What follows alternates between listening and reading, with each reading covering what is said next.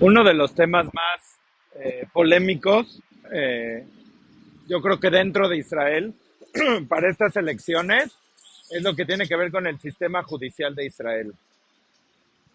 Y es uno de los primeros temas que va a abordar este nuevo gobierno que tiene días de haber sido formado. Y sí fue muy rápido porque el miércoles pasado fue cuando Yariv Levin, quien es el ministro de Justicia de este nuevo gobierno de Israel, marcó de manera pública en conferencia de prensa cuáles serían los puntos para su reforma judicial. Hablar de una reforma judicial en Israel se encuentra dentro de una polémica adicional y es que, por ejemplo, el primer ministro Benjamin Netanyahu está en medio de algunos juicios y entonces, para muchos hablar de una reforma judicial es ver o analizar si no tiene que ver esto con un asunto personal o no. Sin embargo, la reforma judicial de la que estamos hablando ahorita, hay que entenderla y hay que entender de verdad cuáles son los retos que se representan para el Estado de Israel. Empezamos por comentar que como en cualquier democracia existen tres poderes, el poder judicial, el poder ejecutivo y el poder legislativo. En Israel, una democracia parlamentaria, el poder legislativo está en manos de la Knesset, el Parlamento, la Knesset son 120 representantes. Hoy la coalición gobernante tiene 64 de 120, así formó Netanyahu gobierno. Tenemos el Poder Judicial y tenemos el Poder Ejecutivo, que es el gobierno. El Poder Ejecutivo, el gobierno, lo elige la Knesset una vez que la Knesset es elegida por los votantes. Y hay que tomar en cuenta que aparte del primer ministro, en Israel hay un presidente que también es elegido por la Knesset. La función de la Knesset es crear leyes, es legislar, y está el Poder Judicial. Israel no tiene constitución y lleva ya casi 75 años en un proceso para formar constitución, y las reglas para formar constitución son ir aprobando leyes que son leyes básicas, que son diferentes capítulos de esta constitución, y la aprobación de esas leyes básicas requiere 61 miembros de la Knesset para que una ley sea definida como ley básica, desde su definición hasta que es votada por 61 miembros de la Knesset. Una vez que la ley básica es aprobada, pasa a ser parte de esa constitución. ¿Cuántas leyes básicas hay en Israel? En Israel no se llegan a 20 leyes básicas. Eh, en base a eso tenemos una Suprema Corte de Justicia en la que en cualquier país que tiene una constitución, la Suprema Corte de Justicia de ese país establece o dictamina o discute cualquier situación que le llegue en base a la constitución. Sin embargo, en Israel no hay una ley constitucional, por lo tanto, en base a qué leyes la Suprema Corte de Justicia toma decisiones. Y aquí es cuando viene un juego interesante de entender qué pasa con la Suprema Corte de Justicia. Y es que la Suprema Corte de Justicia toma leyes básicas para poder dictaminar, pero también existe un concepto en Israel que es un concepto en hebreo se llama sevirut. Y ese concepto es qué es lo que entendemos nosotros que realmente está pasando, qué es lo que se percibe, qué es lo que se analiza, o qué es lo que es lógico, qué es lo que debería de suceder. Y la Suprema Corte de Justicia tiene un proceso interesante que hoy en día prácticamente es la única Suprema Corte de Justicia de un país establecida que puede recibir demandas en contra del Estado de parte de los enemigos. Cualquier persona del mundo puede acercarse a la Suprema Corte de Justicia de Israel y demandar al Estado de Israel ante su Suprema Corte de Justicia. Sucede con palestinos y sucede con muchísimos otros casos. Entonces, otra característica de la Suprema Corte de Justicia es cómo se eligen los jueces. En algunos países, los jueces se eligen a partir de una sugerencia o de una terna o de un grupo de 4 que puede traer el presidente del país o que puede traer el parlamento del país para que a partir de eso sean elegidos. En otros países podrían ser elección pública.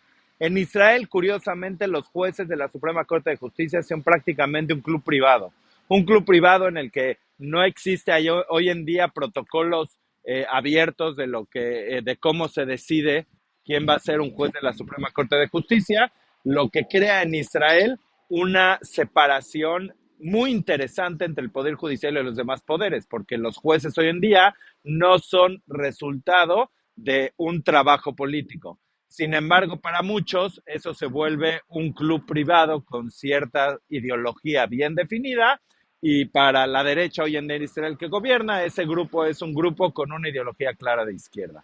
Entonces, es otra cosa que sucede con la Suprema Corte de Justicia en Israel hoy en día, y otra cosa que sucede es que la Suprema Corte de Justicia en Israel ha anulado leyes que aprueba el Poder Legislativo.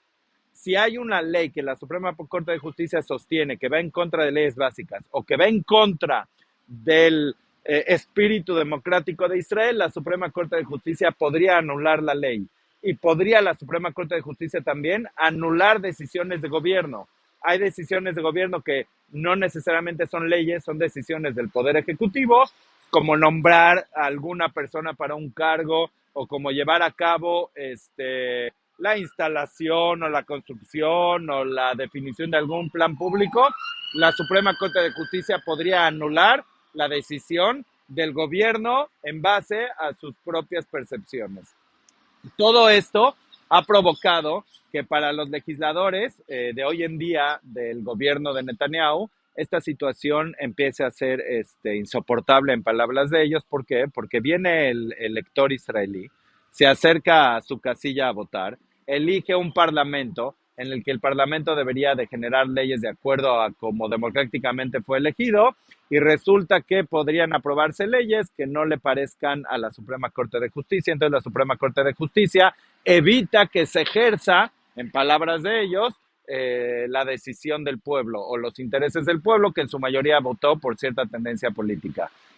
Y no solo eso, Israel lleva 74 años haciendo una constitución y hay temas que no han logrado definirse en base a leyes, como por ejemplo matrimonios del mismo sexo en Israel. En Israel no existe ese tipo de matrimonios, en Israel incluso no hay matrimonios civiles, pero Israel reconoce, por ejemplo, los matrimonios llevados a cabo en otras partes del mundo. Entonces, ¿qué pasa si una persona, dos personas del mismo sexo viajan a países como México, en donde se reconoce ese tipo de matrimonios, registran su matrimonio ante las autoridades civiles de México? La pregunta es si Israel debería o no reconocer ese matrimonio o no. Como no hay legislación al respecto, hay gente que se ha acercado a la Suprema Corte de Justicia para pedir el reconocimiento de su matrimonio que fue llevado a cabo en el extranjero. La Suprema Corte de Justicia resuelve que sí es reconocido, y ahora resulta en boca de algunos legisladores que la Suprema Corte de Justicia está prácticamente dedicada a aprobar leyes o a definir estatus legislativos en el país, cuando eso debería de ser elegido en el Parlamento. Entonces, hoy en día, para la coalición gobernante, existe un área en la que la Suprema Corte de Justicia está interviniendo de más en el papel del Poder Legislativo y del Poder Ejecutivo. Por lo tanto, Yariv Levin, el miércoles pasado, estableció lo que serían los puntos principales para una reforma judicial en Israel. Y hay que tomar en cuenta que esta reforma judicial es muy polémica, porque parecería para algunos, como lo dije al principio, que es un juego de parte del gobierno de Netanyahu para evitar los juicios que tiene el mismo Netanyahu. Sin embargo, con lo que expliqué ahorita, creo que queda claro un poco de la realidad que existe en Israel y explicar cuáles son los puntos principales de esta reforma judicial. Número uno, y creo que esto es muy importante, es cómo se eligen los jueces. Como les dije al principio, los jueces hoy se eligen en base a un club privado, podríamos llamarlo de esa manera. Sin embargo, lo que propone esta reforma es que los jueces sean elegidos en base a un comité en el que participe también legisladores, participen representantes del pueblo, y sea un comité en el que no tenga completa decisión el grupo de jueces que está tomando la decisión. En base a eso, la elección de jueces va a permitir que entren jueces con recomendaciones políticas, como pudiera suceder en otras partes del mundo. Ese es el primer cambio. El segundo cambio es el tema de Itgabrut. ¿Qué quiere decir el tema de Itgabrut? Existe hoy en día, como lo comenté, la Suprema Corte de Justicia en Israel puede eliminar leyes del Poder Legislativo. La idea es que no permitir que la Suprema Corte de Justicia pueda eliminar leyes que son pasadas como leyes básicas. Ojo, no estoy hablando de cualquier ley, estoy hablando de leyes básicas. Y todas las demás leyes que sí pueda anular la Suprema Corte de Justicia son leyes normales, que son leyes que la Suprema Corte de Justicia puede eliminar, pero que para que eso suceda, que no sucede hoy en día, tenga que ser en sesiones amplias de por lo menos 11 jueces. Esa es la propuesta de Yariv Levin. ¿Y qué llega a suceder? Que si llegan a anular una ley, entonces el gobierno, si llega a haber, existe una razón que la Suprema Corte de Justicia anule alguna ley por necesidad, por algo que le pareció ilegal, entonces ese gobierno ya no tendría esa protección de que no le puedan anular leyes, esa Knesset actual. Entonces lo que está haciendo es darle un poco más independencia al Poder Legislativo. El tercer punto es muy importante y es que no se puedan anular decisiones de gobierno si no está expresamente prohibida la decisión en la ley. Porque hoy en día, como lo expliqué al principio, la Suprema Corte de Justicia anula decisiones, ojo, no estoy hablando de leyes, estoy hablando de anula decisiones de gobierno, no permite que se ejecuten decisiones de gobierno si es que a la Suprema Corte de Justicia no percibe que es lo correcto. Ese es el concepto de Sevirú. Y viene un cuarto punto importante. En Israel existen consejeros judiciales en toda oficina de gobierno, desde el ejército hasta cualquier oficina de gobierno chiquita. Se llaman Yoetz Mishpatim, y esos consejeros judiciales lo que hacen hoy en día es permitir o no permitir que los ministros del mismo gobierno ejerzan decisiones. Cuando dice Yariv Levin en su definición de su reforma que estos consejeros judiciales deberían de ser únicamente consejeros, no pueden venir a prohibirle a los ministros o al gobierno tomar decisiones. Deben de aconsejar si lo que está sucediendo es de acuerdo a la ley o no, pero no prohibir. Lo que sucede hoy en día en Israel es que, por ejemplo, un ministro en cualquier oficina de gobierno o el mismo gobierno de Israel quiere tomar una decisión.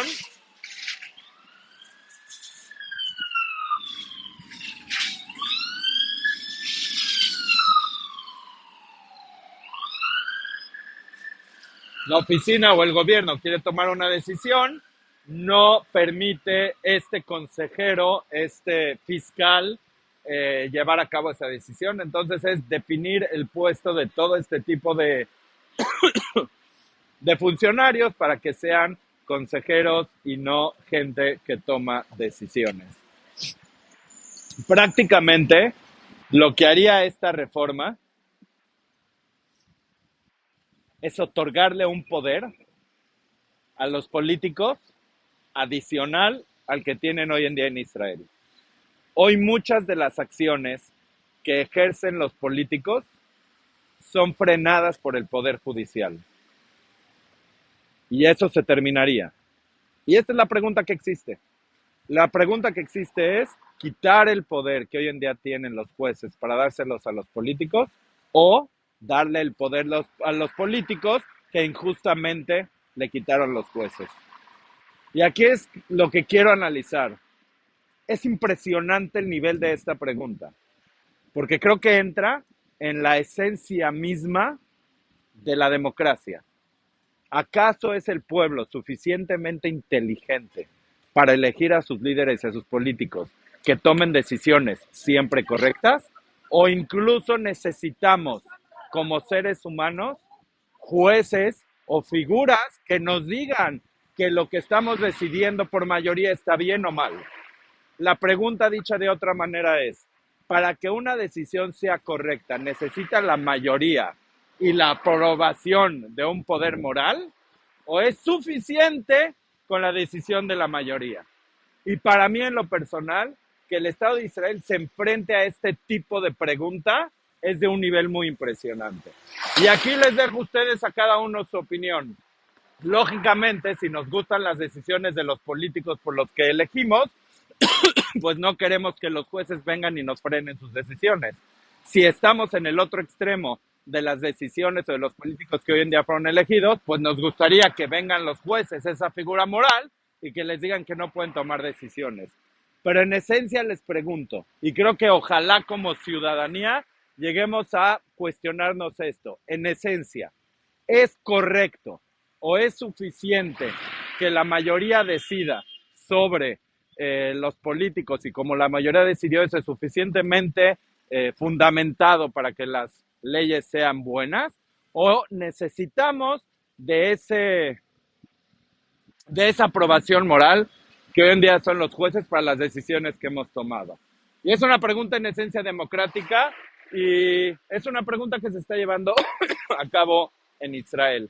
Y vamos a ver qué sucede. Vamos a ver al final si esta reforma pasa o no pasa. Lo que sí es un hecho es que el gobierno actual no necesita convencer a la oposición para pasar a llevar a cabo esta reforma. Suficiente con los 64 votos de 120 que tienen para llevar a cabo la reforma. Pero sin embargo, esperemos que se dé una discusión como lo busca Yariv Levin o como lo dijo previamente en la Knesset, en el Parlamento israelí, y podamos conocer realmente las cosas que suceden. Pueden integrarse a este tipo, a esta reforma, algunos otros candados. No tenemos que darle todo el poder a los políticos o darle todo el poder a la Suprema Corte de Justicia. Podemos buscar cierta manera de introducir ciertos candados y vamos a ver qué sucede. Pero ese es el tema fundamental que existe hoy en la política israelí. Y bueno, los invitamos a suscribirse, a hacer preguntas y a sugerir también si es que quieren explicaciones de otro tipo de tema. Gracias.